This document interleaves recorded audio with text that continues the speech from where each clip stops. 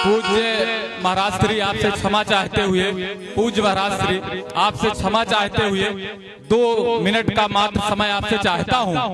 बहुत दिव्य और भव्य आपने भागवत कथा कही और ये बहुत पुण्य माटी है। यदि यहाँ के गौरवशाली लोग, यहाँ के ज्ञानी लोग आपके समर्थन में, आपके पदारविंद में 2 शब्द न कहें तो पूरा मंच अधूरा रहेगा। आपका माल्यार्पण हो गया, साल्यार्पण हो गया, लक्ष्मी से आपकी वंदना हो गई। मैं चाहता हूँ 2 शब्द कह करके आपकी अभिवंदना में, आपकी वंदना में मैं इस कार्यक्रम को पूर्ण की ओर ले जाना चाहता हूँ। इस कार्यक्रम के आयोजक महाराज जी सुनिएगा, मैं अंजनी अमोघ एक कवि हूँ, साहित्यकार हूँ। मेरी लिखी पुस्तक कुमाऊं विश्वविद्यालय में चलती है। मेरे शब्द को सुनिएगा, मैं आपके चरणबंधु में मैं इस शब्दों को रखता हूँ। आज के आयोजक, आज के महायाज्ञिक, यजमान शब्द का प्रयोग नहीं कर रहा हूँ, बहुत समृद्ध सदन है, नए शब्दों का प्रयोग आपके समक्ष रखता हूँ। आज के इस यज्ञ के आयोजक, इस यज्ञ के याज्ञिक पूज्य हमारे श्रद्धेय दादा विश्वनाथ जी के आदेश पर, उनके परम प्रिय पुत्र नरसिंह बहादुर, अजय, विजय और अभय के आदेश पर आपके अभिवंदना में, आपकी वंदना में मैं महाराज श्री से अनुरोध चाहता हूँ, शब्द को सुने। आपकी अभिवंदना में, आपकी वंदना में मुझे आदेशित किया गया है कि मैं आपके सम्मान में कुछ शब्द पुष्प रखूं। पूज्य महाराज श्री आज भागवत की इस पावन बेला के 6ठम दिवस पर सरल, सौम्य, सहज, समुदार, प्रतिभा संपन्न, ज्ञान गौरव संपन्न, भागवत भूषण, वाणी भूषण, मधुर कंठधारी परमहंस पूज्यपाद परमहंस प्रातः स्मरणीय पूज्यपाद परमहंस के कृपा पाद शिष्य वहां की पावन रज को लेकर आके छोटेगंज में अपने मधुर कंठ से आप सबको भागवत सुना रहे अमित तिवारी जी का हार्दिक अभिनंदन, वंदन और यहाँ की पावन माट करता हूँ। पूज्यपाद कहने के लिए समय कम है, लेकिन कुछ शब्द रखता हूँ आपकी अभिवंदना में, आपकी वंदना में। आज जो मैं कथा सुना, अभी प्रखर जी आए तो आपने कहा आपने क्या सुना, मैं बता रहा हूँ कुछ शब्द मैंने क्या सुना। जिस भगवत लीला का आप वर्णन कर रहे थे, जिस नंद नंदन, यशोदा नंदन, देवकी नंदन, नंद नंदन, यशोदा नंदन, देवकी नंदन, कृष्ण कन्हैया, गोवर्धन धारी, कृष्ण पापहंता, पापहंता, खोडस कलाधारी, गोविंद धारी कन्हैया का आप वर्णन कर रहे थे। उस लीला के वर्णन की आपकी भाव भंगिमा, आपके हृदय से जो वाणी थी वो निस्संदेह सुखदेव मुनि जैसी लग रही थी। और मैं इस बात के लिए आपको गर्वित होना चाहिए महाराज श्री कि आप जिसको कथा सुना रहे थे उनका स्वयं का नाम विश्वनाथ था, आप महादेव को कथा सुना रहे थे। ये आपके लिए सौभाग्य का विषय है। भगवान शिव ने राम की कथा को पार्वती को सुनाया था और महाराज अब उस अग्रणी भूमिका में खड़े हो गए हैं कि आप विश्वनाथ को साथ साथ कथा सुना रहे हैं। इनके चारों पुत्रों में, इनके चारों पुत्रों में मैं जब देखता हूँ पिता के प्रति भक्ति भावना तो राम, लक्ष्मण और भरत, शत्रुघ्न की भावना प्रतीत होती है। लेकिन जब मैं इनसे मित्रता का भाव रखता हूँ तो नरसिंह से भगवान की मित्रता, अजय से, अभय से, सदा विजय की भावना से इनसे मैं भी मित्रता रखता हूँ। महाराज मैं आपका अभिनंदन करने इसलिए नहीं खड़ा हूँ कि आप एक बड़े पीठ से आए हैं, इसलिए आपका अभिनंदन नहीं हो रहा है। पूज्य श्री आज आपका अभिनंदन इसलिए हो रहा है कि आप सनातन धर्म के, सनातन संस्कृत के उस स्वर्ण काल में कथा कह रहे हैं जो स्वर्ण काल इसके पहले ना आया था और ना आएगा।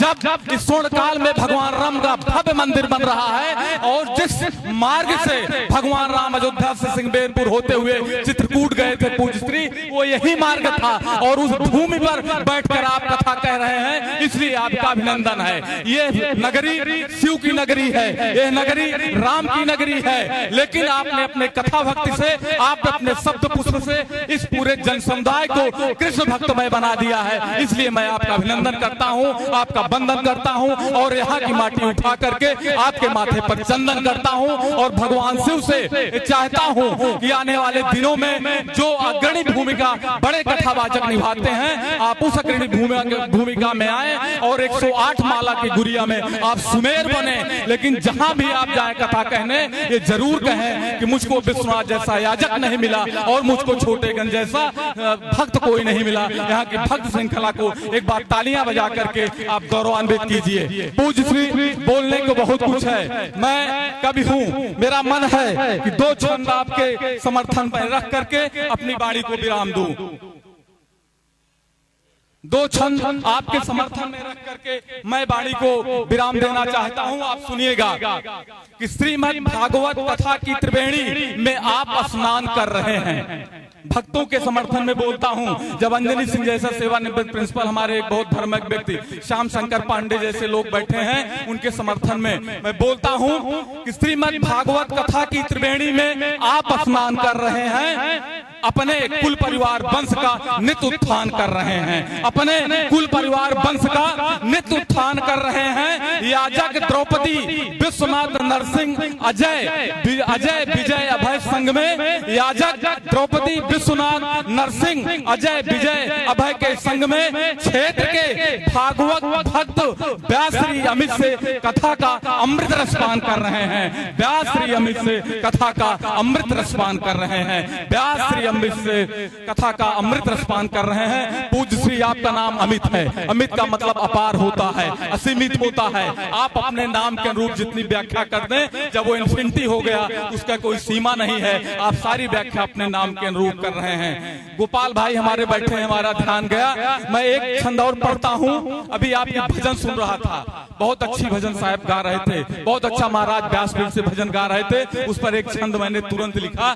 आप उसको सुनिए कि आपके गाए भजन सभी के कंठ के गीत बन गए। आपके गाए भजन सभी के कंठ के गीत बन गए। श्वास श्वास में भरकर दिव्य प्रतीत बन गए। श्वास श्वास में भरकर दिव्य प्रतीत बन गए। और कृष्ण लीलाओं को आप ऐसे सुना रहे थे। कृष्ण लीलाओं को, गोपाल की लीलाओं को ऐसे आप सुना रहे थे। सारे भक्त थे सुदामा, सारे भक्त थे सुदामा, किंतु ये कृष्ण के मीत बन गए, किंतु ये कृष्ण के मीत बन गए, किंतु ये कृष्ण के मीत बन गए। अंतिम छंद रखता हूं। और जो आपने प्रकाशक की बात की, आप धर्म ध्वजवाहक हैं, आप धर्म प्रवर्तक हैं, आप धर्म की ध्वजा को लेकर के आगे बढ़ रहे हैं। मैं एक अंतिम आपकी इस पूरी शैली पर, आप रौद्र रूप में आए, एक ब्राह्मण का गुण ये भी होता है, उसमें कुछ रौद्रता चाहिए। इसको मैं बुरा नहीं माना। जो शब्द साधक होता है, जो सरस्वती का आराधक होता है, उसमें कुछ गुण आ जाता है। लेकिन आपने हमारे क्षेत्र की जनता को क्या दिया? अगर मैं सही पढ़ दूं इस छंद को, यदि मैं सही पढ़ दूं गोपाल भाई, तो एक बात, दोनों आप हाथ खड़े कीजिए, दोनों हाथ खड़े के समर्थन कीजिए। मैं इस छंद को पढ़ता हूं, सभी लोग दोनों हाथ खड़ा करें। तालियां बजानी आपको नहीं आती, तालियां बजाइए। ये है साहब आपके, ये है व्यास जी आपके समर्थन में। और मैं इस छंद को पढ़ता हूँ, एक शर्त के साथ पढ़ता हूँ। नरसिंह भैया, गोपाल भैया, एक शर्त के साथ श्याम शंकर गुरु जी पढ़ता हूँ। अगर मैं सही गुरु महाराज के बारे में बोल दूं, अगर मैं सत्य बोल दूं, तो मैं चाहता हूँ सदन का एक एक व्यक्ति खड़ा होकर के जब ताली बजाए मेरे इस छंद के बाद, तब मैं मानूंगा मैंने सही लिखा था। अगर नहीं बजेगा तो मैं समझूंगा कि मैंने सही नहीं लिखा है। आदेश हो तो मैं पढ़ दूं। पूज्य श्री, इस श्लोक के शब्द विन्यास नया आभास दे रहे थे। इस श्लोक के शब्द विन्यास नया आभास दे रहे थे। पार हो जाएगी बैतरणी, पार मोक्षदायी कथा होती है। ये मोक्षदायी कथा होती है। 18 पुराण में श्रीमद् भागवत पुराण एक ऐसा पुराण है जो आपको मोक्ष देता है। और जब ये लोग कथा सुन रहे थे महाराज श्री, इनकी मैं भाव भंगिमा को देख रहा था, तो मुझे क्या आभास हो रहा था, जब आप श्लोक बोल रहे थे, आप वेणु गीत के श्लोक बोल रहे थे, तो लगता था कि आप व्यास मुनि हो गए हैं। और जब हम लोग सुन रहे थे तो लगता था गणेश हो गए हैं। और जब उसकी आप व्याख्या कर रहे थे तो लगता था कि आप सुखदेव हो गए हैं और राजा परीक्षित विश्वनाथ जी हो गए हैं। तब अंजनी अमोघ, इसी माटी में मैं भी रहता हूं। जो लोग परिचित होंगे, नौआरार मेरा घर है, मैं शिक्षक हूं। और 4 पंक्तियां पढ़ करके अपनी वाणी को विराम देता हूं कि श्लोक के शब्द विन्यास नया आभास दे रहे थे। इस श्लोक के शब्द विन्यास नया आभास दे रहे थे। पार हो जाएगी बैतरणी, हर क्षण आस दे रहे थे। पार हो जाएगी बैतरणी, हर क्षण आस दे रहे थे। अज्ञानता और तम के नाव पर हम सब हैं बैठे। अज्ञानता और तम के नाव पर हम सब हैं बैठे। आपकी इस व्याख्या व्याख्या से हर शब्द पथ को प्रकाश दे रहे थे। आपके इस व्याख्या से हर शब्द पथ को प्रकाश दे रहे थे। आपकी इस व्याख्या से खड़े होकर के सभी लोग पूज्य श्री के खड़े होकर के एक बार जोरदार समर्थन आपका होना चाहिए। पूज्य श्री के समर्थन में एक बार जोरदार तालियां आनी चाहिए। आप सबका बहुत बहुत धन्यवाद।